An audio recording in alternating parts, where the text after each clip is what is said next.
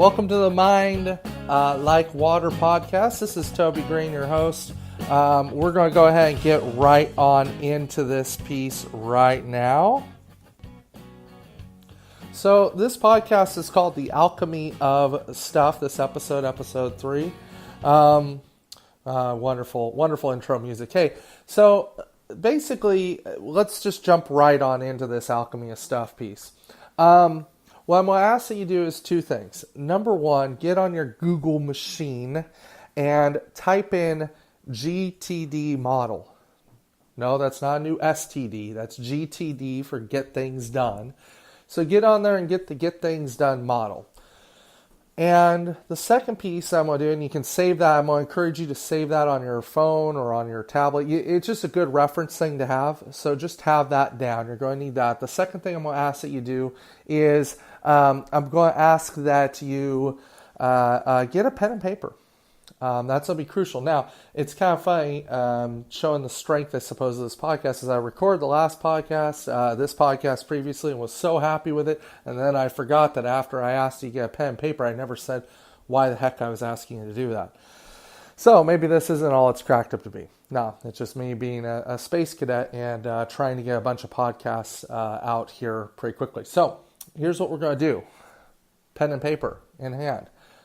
I want you to list right now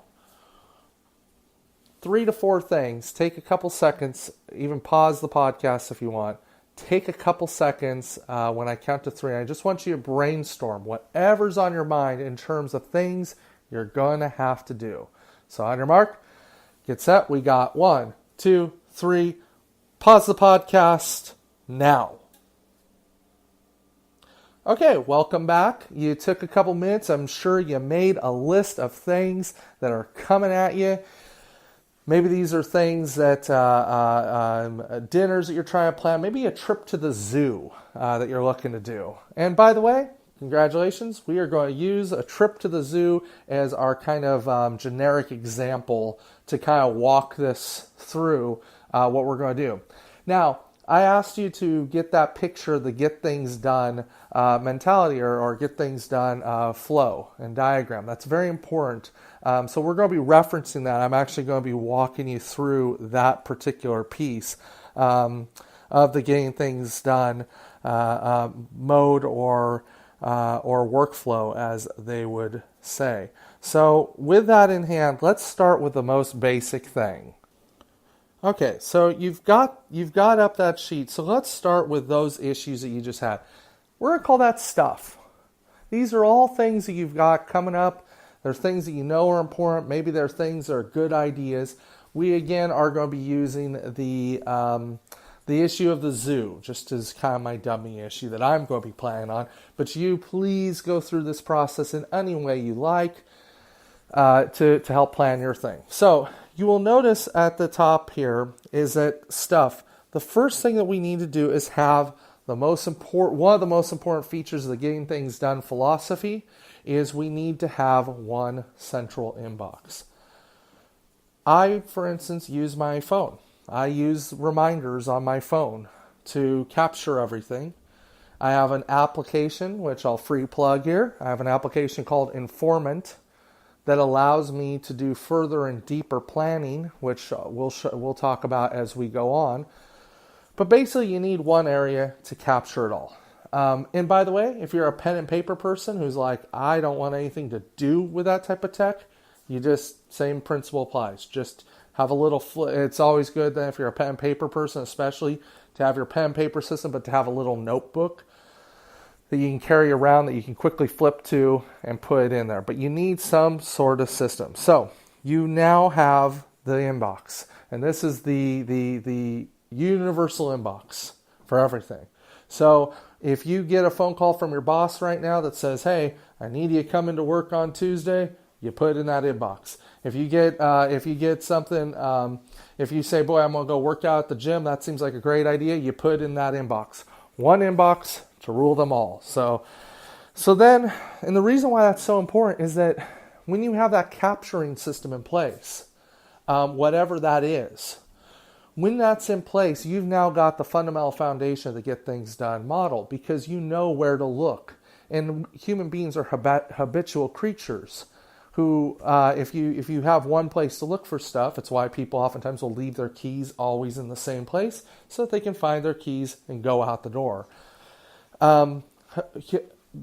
Habitual thinking is a very important feature of this. So, I do the same thing every single day. So in the inbox, you now proceed to what is it? What is it? Why are we asking what that is? It's pretty clear. I want to go to the zoo, right? Well, it's not that clear. Remember, there's things coming at me. The zoo, or wanting to do a zoo trip, is just one of the things that I might want to do. There's a number of things that I might have to do as an obligation. I might have to do a number of things. So consistently going, just saying zoo, which most people do on their task list, by the way. They'll say things like store. Okay? They'll say things like mom. Tells you nothing.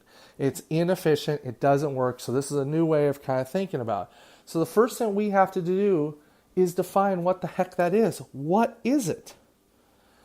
Do I have the correct understanding? So if I just say zoo, that's not enough.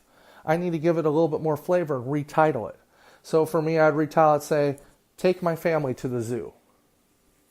Okay, now we got a little bit more information. Now you got something to work on. You're getting a little bit more clear of a purpose of what you're really trying to do. It's not just zoo. Okay, so then the next question you'll see is, the little arrow will point down to the question of, is it actionable? Is it actionable? So this is kind of an interesting piece. So this is meaning that if it's actionable, meaning I'm in a time and place where I understand fully. I was able to define it. I understand fully what this is. And so it will break apart in 3 categories. One, the most important thing is, oh boy, I'd really love to go to the zoo someday. But I can't do it today. And I'm not, it's not going to be anything in the foreseeable future. So at this point, you need to push that away into a someday file. Now, I want to say that whatever your system is, whether it's paper or it's electronic, you need to develop this. You need to find either software that works or a planner that works. It could be your notes app. I don't care how. You need to figure out, one of the pieces you got to figure out is, how do I file and collect these things and put it away in such a way that I'm looking at this stuff on a regular basis. That's wide open. That's a you issue. That's not a Toby issue. Toby, my phone, I look at this stuff constantly. I have it in my app Informant. It always is popping up. I know when it's there, and it works well for me. But I do not pretend to know what works well for you. You need to have some place that you have a someday file. Very important. This is hopes, dreams, wishes, or maybe I just don't understand it, or maybe there's nothing for me to do right now. Okay. Once we get out of the someday, there's also 2 other options. It could be reference. Now, what is reference? Reference, and how I use it, and again, structurally, you may come up with different ways. Reference is this thing like is it a receipt? Is it a grocery store item? I often put grocery store items. Is it a chore that you do all the time? Like just basically, I look at it as my view of the world. It's a little bit of a break. And again, you can keep it. They think of it as a, just basically something that you don't need right this minute. It's not going to really make a difference. It's nothing you have to take action on. And I put grocery store items in this folder all the time because, when I'm there, when I'm at the store, I can reference this item, bring it out, and go, okay, I've checked off milk. But it's not an action. It's not something I need to do right now. Unless, of course, there was a trip involved or an actual project around going to the store, getting milk, making sure I get the right type of milk, so on. So under the assumption now, if what you're dealing with, what you've just brainstormed, doesn't fit into any of these boxes, if that doesn't fit, go ahead and skip ahead to, is it actionable? Is it actionable? Now, there are 2 types of actions. There is an action in which you go, well, It is actionable, but it's one of a sequence of steps. So for instance, planning a zoo trip. I can't just run out and go to the zoo. I mean, I can, but that's not the type of experience or the outcome I want. I want to go with my family. Plan a trip to the zoo with my family. So that's not something I'm just going to go on my own. So that requires a little bit more planning. That's not something I can do in 2 minutes or less, right? So that issue is very important. This is kind of like a very big differentiation point where the question becomes, can I do it in 2 minutes or less? Text message from a friend, hey, did you watch the Blazer game last night? If I was to put that in this entire system and put that through, that's 2 minutes or less. I can shoot that text right back. So the point here is that you're now doing a differentiation, which is the concept is if it's 2 minutes or less, do it.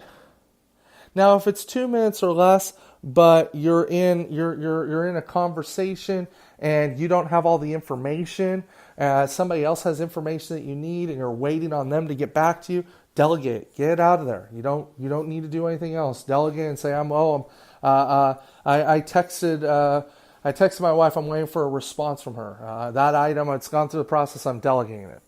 Or here's another piece that you can do is go, I don't. It's not 2 minutes or less. I have to defer it, and oftentimes you can defer it in two ways. You can defer it by putting it on your calendar and saying, "Hey, here's a time." That I don't prefer as much. I used to put everything on the calendar. Some of you do right now that I know of. I know of a lot of folks who I put 30 things on my calendar and then I move it on over, or I put in a reminders list for me to be doing it that day. I tend not to do that type of thing because it feels very restrictive.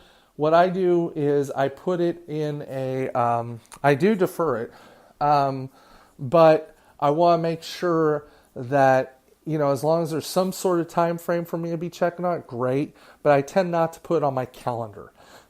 I want my calendar to be free except for actual real physical appointments to be done.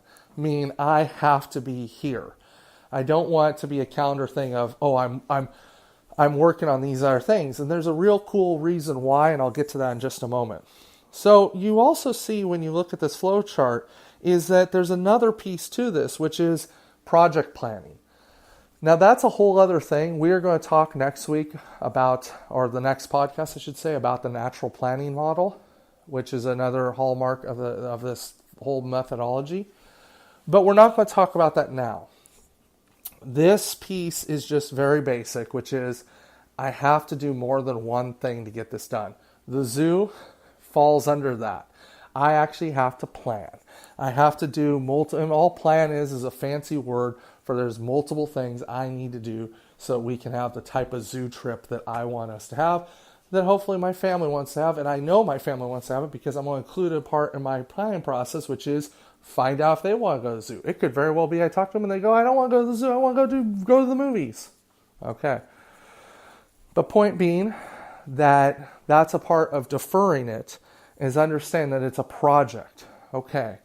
Now, you see that there in the middle, there is a next action. That's the central question of any Get Things Done plan or GTD plan.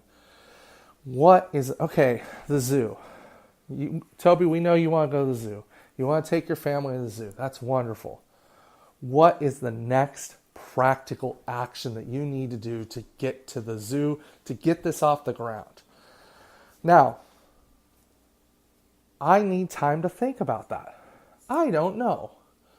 Could it be that I want to talk to my daughter first and see if she wants to go? Could it be that I want to talk to my wife? Maybe I want to do a number of things.